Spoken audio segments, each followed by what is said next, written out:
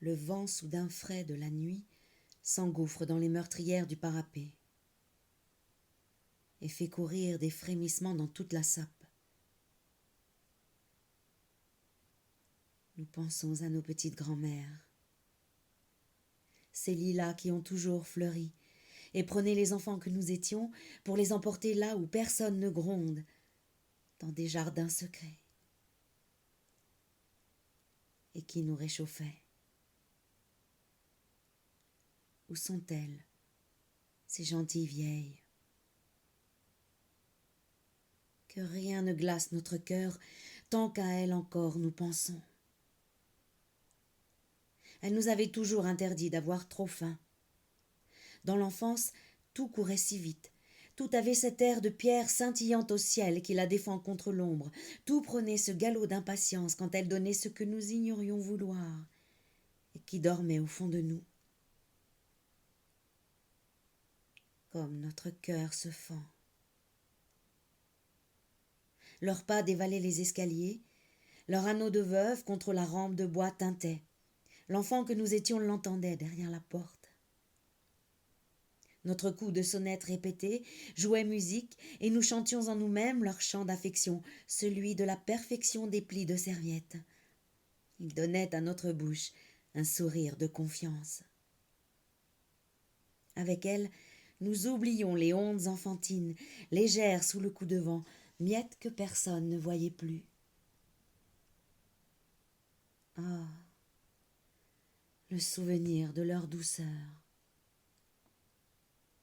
et de leurs belles mains droites déformées, blessures des taches ordinaires, du seau d'eau au chiffon piégé par le verre cassé. Elles n'essoufflaient jamais leur voix. Cette clochette n'est immobile que pour ceux qui ont renoncé à l'entendre.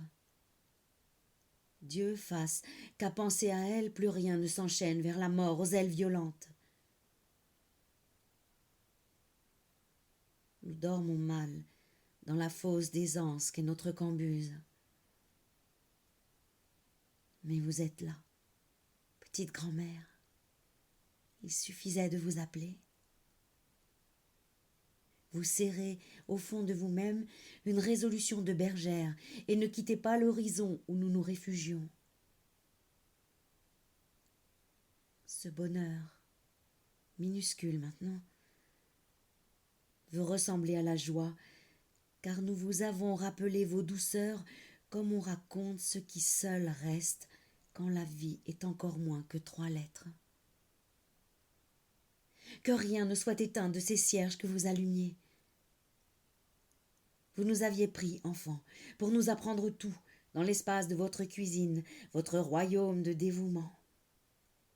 Vous souhaitiez le meilleur au creux du meilleur de votre cœur. Votre corps était plié sur ce qui demandait de la force et avait des airs de réussite avant même d'être retiré du feu.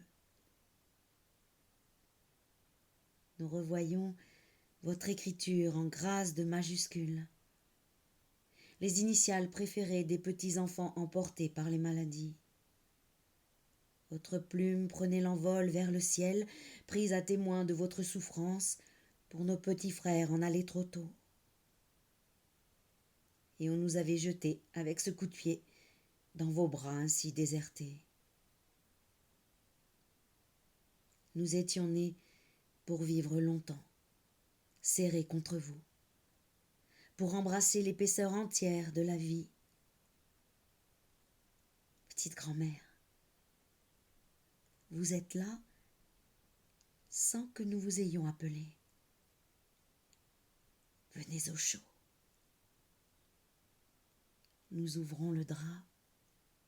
Vous êtes nos plus belles amantes, notre certitude de maintenant au cœur sans étroitesse. Voici vos mains à nos doigts. Elles font les pincements qui les chahutent. La comptine donne la leçon sur la vie, du pouce au petit doigt, que l'aïeul prend et secoue l'un après l'autre à la main du bambin. C'est celui-là qui l'a attrapé. C'est celui-là qui l'a dépouillé. C'est celui-là qui l'a fait cuire. C'est celui-là qui l'a mangé. Et le petit là n'a rien eu. Il est tout triste. il pleure et lèche le plat, lèche le plat. Le petit doigt de l'enfant était frotté au creux de sa main, langue cherchant les restes de sauce.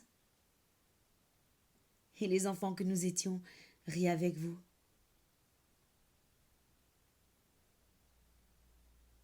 Venez plus près encore. On nous enverrait si on vous devinait. Ne faites pas trop de bruit, qu'on ne soit pas dérangé. Notre enfance reprend ce galop jamais arrêté qui nous double sans que nous le voyions, cette gravité du bonheur quand tout se perd.